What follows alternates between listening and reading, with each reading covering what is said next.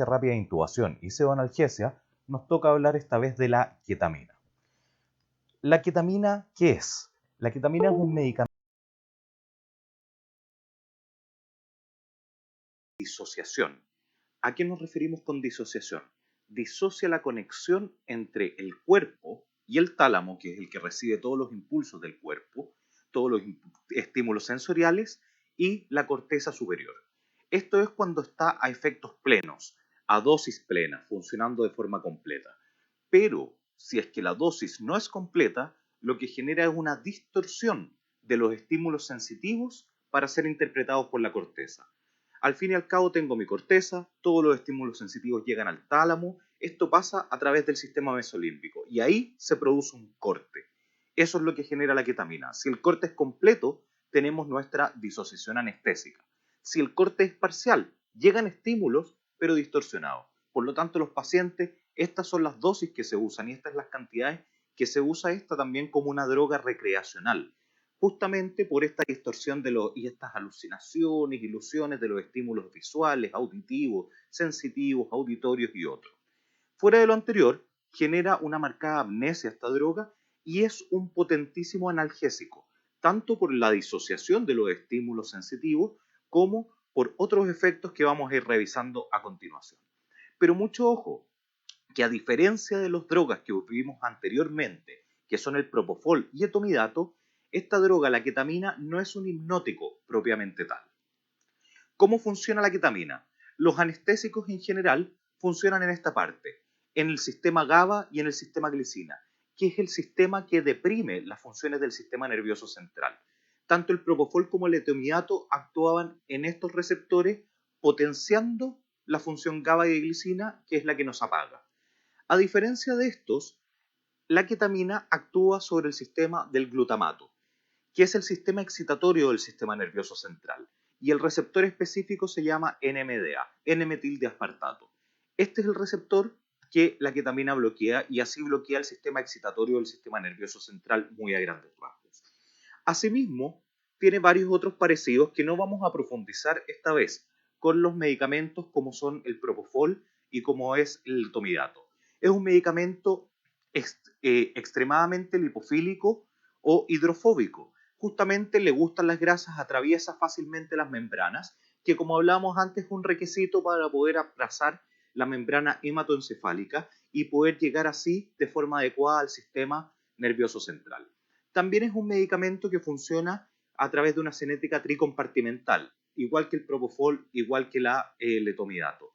Justamente se inyecta al plasma, entra rápidamente a los tejidos bien profundidos, dentro de esto del cerebro, que es su órgano blanco, y después de esto empieza a llegar cada vez a los otros tejidos que se perfunden cada vez más lento, musculatura, piel, subcutáneo, y así va bajando justamente la cantidad de distribución que tiene, que es una cinética distinta a cómo funciona, por ejemplo, la succinilcolina. ¿Cómo funciona yendo un poco más al fondo o al meollo del asunto? ¿Cómo genera esta disociación anestésica? Como ya les adelantaba, interfiere la transmisión excitatoria del glutamato al inhibir el canal de NMDA. Y también, junto con inhibir el canal de NMDA, inhibe la liberación presináptica del glutamato. Por lo tanto, bloquea bastante esta liberación. Ahora, como ven aquí en el mono que les dibujo, esto produce distintos efectos en distintas partes del cerebro, no es exactamente igual en todos lados. Y lo que hace principalmente a nivel de la corteza, a nivel cortical, la corteza prefrontal es uno de los lugares más marcados, pero en todo nivel cortical, inhibe la liberación de dopa, y esto al fin y al cabo termina apagando la actividad de la corteza. Y fuera de lo anterior, estimula la liberación en el sistema mesolímbico, se ve estimulado el funcionamiento. Por eso dicen, en algunas partes se decía que podía tener alguna actividad epileptogénica porque estimula algunas partes del cerebro. Pero al final, raya para la suma, lo que termina haciendo este medicamento es separando el tálamo de la corteza, evitando que la información pueda pasar justamente desde todo nuestro sistema sensitivo, visual, auditivo, eso va llegando, todos esos estímulos hacia el cerebro, llegan al tálamo y ahí se quedan.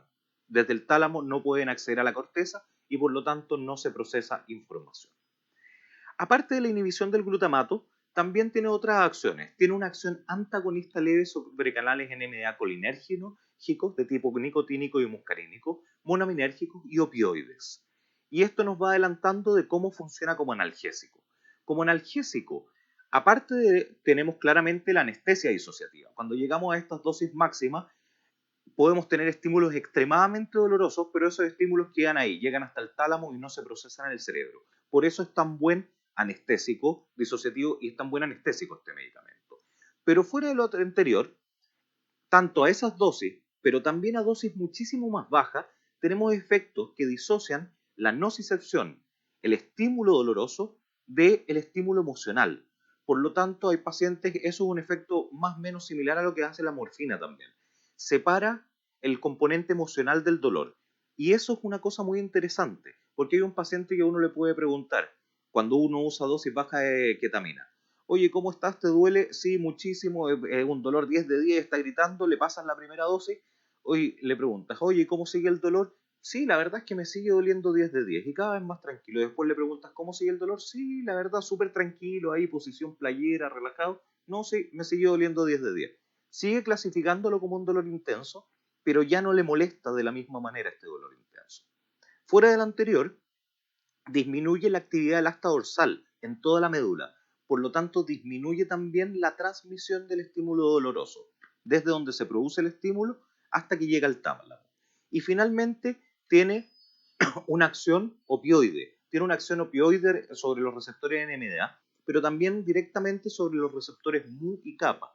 Por lo tanto, tiene una función leve en esos receptores. En suma, en la parte periférica, termina con varios efectos. Tiene un estímulo similar a los opioides, generando analgesia por ese lado, y disminuye la transmisión del estímulo sensitivo a través del asta dorsal hasta el tálamo. Llegando al tálamo y empezando a procesarlo hacia el sistema mesolímbico, lo separa de la experiencia dolorosa. Por lo tanto, el dolor que está llegando molesta menos, deja de ser importante. Y si me voy a las dosis totales, tiene una disociación anestésica. Por lo tanto, el cerebro es incapaz de procesar cualquier tipo de dolor. Por eso es un excelente analgésico. ¿Cómo se ocupan y cómo funcionan las dosis de la ketamina? Y esto es muy importante de entender antes de empezar a utilizarla. Nosotros tenemos distintas dosis que se ven en la literatura. Las dosis analgésicas se describen entre los 0,1 y los 0,5 miligramos por kilo. Las dosis recreacionales, estas dosis que se utilizan sin fines médicos, sino que para tener distorsión de la realidad, van entre los 0,15 miligramos por kilo y los 0,8 miligramos por kilo. Mucho ojo que entre la dosis analgésica inicial y la dosis recreacional o de distorsión de la realidad, que puede ser recreacional o puede ser extremadamente molesto también para un paciente tener esta distorsión de la realidad, ahí se solapan bastante. Y finalmente las dosis disociativas o anestésicas van de 1 a 3 miligramos por kilo como recomendación. Mucho ojo que si me quedo justo en 1 miligramo por kilo, tengo algún riesgo de que un paciente no se llenen o saturen todos los receptores NMDA y por lo tanto si me voy justo a 1 miligramo por kilo, tengo el riesgo de que tenga algún nivel de distorsión de la realidad que puede ser bastante molesto. ¿A qué me refiero con la distorsión de la realidad? Me refiero a que si los pacientes nos quedamos cortos con la dosis, por ejemplo, le damos 0,8 miligramos por kilo, puede el paciente estar relativamente consciente, pero sin ver. Se vuelve ciego, se vuelve sordo, siente cosas raras en sus manos. O si me voy a dosis más baja, eventualmente puede ver que las figuras crecen, se distorsionan, no tiene una vista real. Puede sentir cosas y sonidos raros, puede imaginar cosas, tener ilusiones y alucinaciones. Por eso puede ser para algunas personas algo recreacional, pero para otras personas, y más aún en el ambiente médico, como paciente con dolor, molestia, extremadamente incómodo y extremadamente, no sé, uno puede asustarse y entrar en pánico con estas cosas. Entonces, mucho ojo que hay que ver la ketamina, no se usa como el propofol que les había dicho, por ejemplo, que podemos usarlo con bolos y titularlo. No, en la ketamina lo manejo en escalones. Tengo el escalón analgésico, el escalón de distorsión de realidad y el escalón de disociación. Y me quiero mantener totalmente lejos del escalón de distorsión de realidad. Me quedo o en la analgesia o en la disociación. Y mucho ojo que con este funcionamiento, cuando yo paso mis bolos iniciales, cuando me voy a la disociación, perfecto, paso el bolo justo, llego a una disociación, voy a tener el efecto obtenido. Pero también hay que tener cuidado en los despertares. ¿Por qué? Porque al despertar por cómo es la farmacología, va a empezar a disminuir al principio rápido la dosis después de los primeros 10 a 15 minutos, pero después va a tener una disminución lenta. Y esa disminución lenta se puede asociar con fenómenos extraños para el paciente. Por lo tanto, siempre es bueno, si el paciente no está extremadamente grave, explicarle a él que puede tener estas sensaciones cuando esté despertando y debe estar tranquilo, debe estar calmado. Y asimismo, durante el proceso de despertar del paciente, debemos tenerlo en un ambiente más o menos grato, que no esté lleno de gente corriendo, gritando u otro, cosa de que pueda tener un despertar tranquilo y no estar bombardeado de miles de estímulos que puedan ser distorsionados. La ketamina, ¿por qué nos gusta en urgencia? Una de las cosas fundamentales que les decía cuando estábamos hablando de vía aérea con el etomidato, el propofol y con los paralíticos también, es que necesitamos medicamentos rápidos. Y la ketamina es extremadamente rápido. Un bolo endovenoso tiene efecto en 30 a 45 segundos o incluso en algunos casos en menos tiempo. Por lo tanto, eso es excelente para nosotros como médicos especialistas de urgencia. La latencia es 30 a 45 segundos o menos. Pero como ya les adelantaba, tenemos un problema. El efecto se va bastante rápido también. 5 a 15 minutos se va el efecto anestésico disociativo completo. Esos tiempos son muy parecidos a los tiempos del etomidato y a los tiempos del propofol. Asimismo, muy similares a los tiempos de los paralíticos que usamos, el rocuronio y la succinilcolina. Y esto tiene relación con que esa es la vida media y ese es el tiempo que va a estar haciendo el efecto máximo. Pero después, por redistribución del medicamento y por inicio de metabolización hepática, va a empezar a bajar la dosis. Ahora la dosis no se va en un segundo. No es que tenga un threshold que pasé totalmente y estoy disociado como era con el propofol o el etomidato, que me empiezo a despertar rápidamente, sino que sigo con efectos paulatinos y puede durar hasta 45 minutos en terminar completamente su acción. Y eso tiene relación, uno, con la fase beta de eliminación, que puede ser de hasta 1 hora y media, o sea, 1 hora y media a 2 horas, pero principalmente con el tema de que este medicamento, a diferencia del propofol y el etomidato, por ejemplo, este tiene metabolitos activos. Los metabolitos activos hay algunos que tienen entre un tercio de su potencia, la mayoría, y los otros tienen hasta un décimo de su potencia. Por lo tanto, durante este periodo que se redistribuye, que baja, empieza a bajar la cantidad de ketamina en la concentración en el sistema nervioso central después de los 5 a 15 minutos iniciales, empieza el proceso de despertar, pero este proceso es bastante más lento que con los otros medicamentos porque sigue teniendo efecto todo el escalón de distorsión de la realidad, más el efecto de los metabolitos que están dando vuelta. Por lo tanto, 5 a 15 minutos de anestesia disociativa completa, pero 45 minutos en que el paciente esté despierto. Y finalmente, cuando ya está prácticamente no queda nada de ketamina o no queda suficiente concentración de ketamina para distorsión de la realidad, sí queda suficiente concentración de ketamina más de metabolitos activos para seguir produciendo analgesia. Y la analgesia dura al menos 1 hora, dependiendo de las dosis iniciales. Cuando uso dosis completas para secuencias de intubación o disociación anestésica, incluso puede llegar a durar 2 a 3 horas el efecto anestésico, o sea, el efecto analgésico. Las concentraciones que se requieren para generar analgesia son extremadamente bajas en comparación a las que se requieren para la disociación anestésica completa.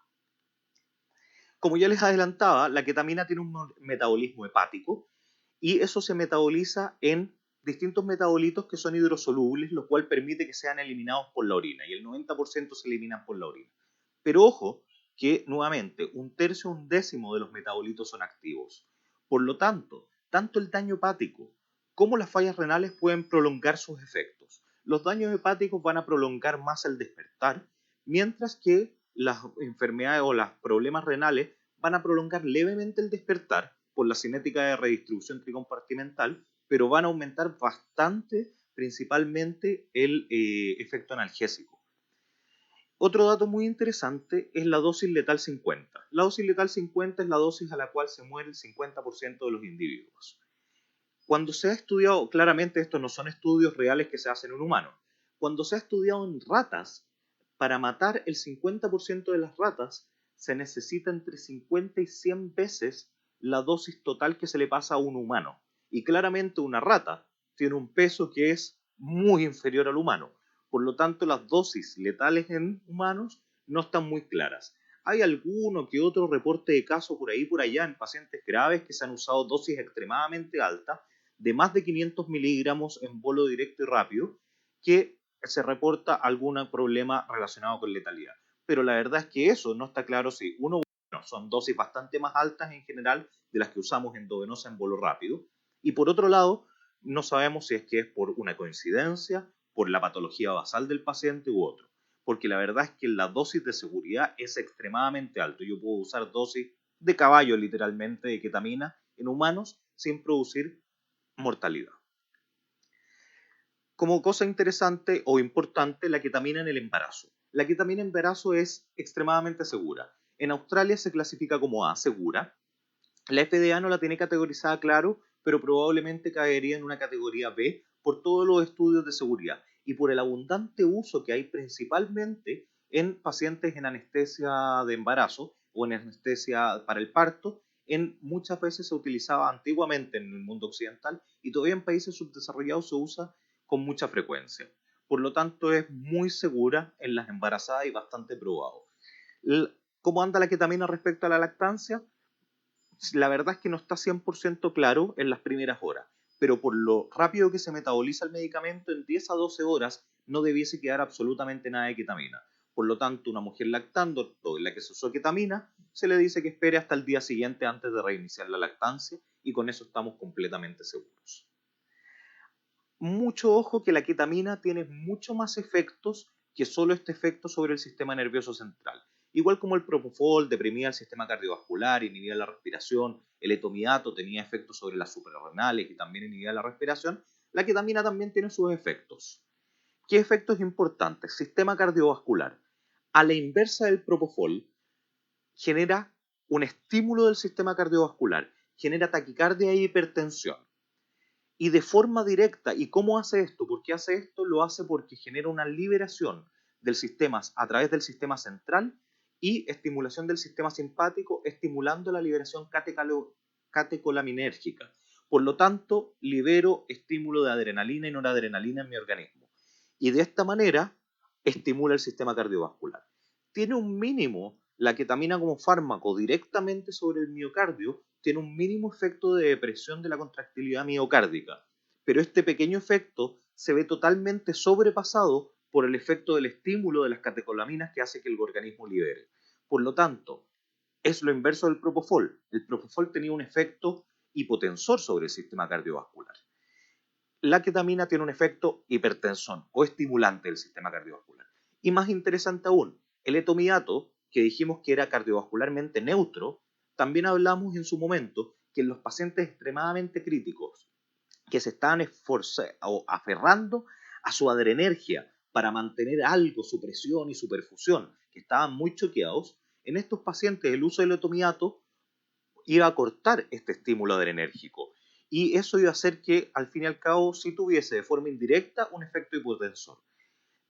¿Cuál es la gracia de la ketamina en estos casos? La ketamina justamente mantiene ese estímulo adrenérgico. Pese a dejar de tener dolor y otro, por el efecto del fármaco libera catecolaminas. Por lo tanto, va a permitir mantener ese estímulo en los pacientes extremadamente choqueados. Fuera de lo anterior, tiene un efecto interesante en el sistema respiratorio. A diferencia de los otros, propofol y etomidato, que apagaban todo el cerebro, incluido tálamo y reflejos, este separa lo que es el tálamo del cerebro y deja funcionando el sistema autónomo, el tálamo, los reflejos del organismo. Por lo tanto, mantiene el drive respiratorio, mantiene los reflejos de vía aérea, por lo tanto previene aspiración.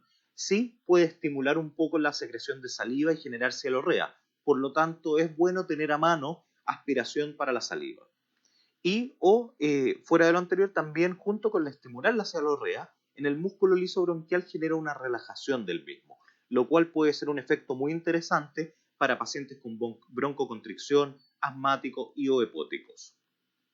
Y finalmente, en cuanto al aparato digestivo, puede generar hiperglicemias transitorias que también se explican por el aumento de las catecolaminas circulantes y puede generar náuseas y vómitos que hay que tener en consideración principalmente, o sea, sobre todo en el despertar del paciente. El paciente cuando lo disocio completo no se va a poner a vomitar en el momento, pero sí en el proceso de despertar va a tener sensación nauseosa y puede tener vómitos abundantes. Como efectos adversos, ya que estos otros son efectos que pueden ser adversos o positivos según lo que yo quiera, como principales efectos adversos tenemos dos. Uno, el laringoespasmo, que es extremadamente infrecuente, muy infrecuente, son reportes de caso principalmente, y como todos los otros medicamentos pueden presentarse, y se trata con magia, con los paralíticos, por lo tanto cuando manejamos la vía aérea no es la gran cosa. Y el otro efecto que sí hay que tener en consideración es el fenómeno de emergencia o reemergencia. Como hablábamos, esto cuando yo llego a las dosis de disociación anestésica completas, perfecto, me salté el escalón de distorsión de la realidad. Pero estas dosis, a medida que pasa el tiempo, empiezan a bajar. Y el paciente, una vez que bajan las dosis en el proceso de despertar, después de los primeros 10 a 15 minutos, se demora 45 minutos en despertar. Por lo tanto, tiene 20 a 30 minutos que pasa por el proceso de distorsión de la realidad. Ese proceso de distorsión de realidad puede asustarlo y puede agitar a algunos pacientes. Y el fenómeno de reemergencia se describe como que este paciente está teniendo pesadillas vívidas en las cuales pelea y se defiende de las mismas.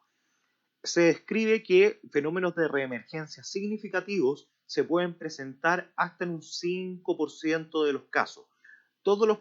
Es mucho más frecuente que se presenten fenómenos de reemergencia como fenómenos de pesadillas vívidas que son molestas y otros, pero que no son peligrosas ni para el paciente ni para el personal alrededor.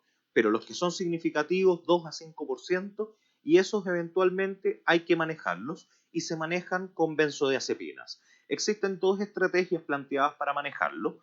Uno es justo después o durante la administración de ketamina, administrar una dosis baja de una benzodiazepina de larga duración. Ojo que el midazolam o dormonid no es la mejor opción, ya que su duración está terminando más o menos al mismo tiempo que está terminando la dosis de ketamina, por lo tanto sí puede haber algún nivel de fenómeno de reemergencia. Pero medicamentos como lorazepam o diazepam pueden ser muy buena opción.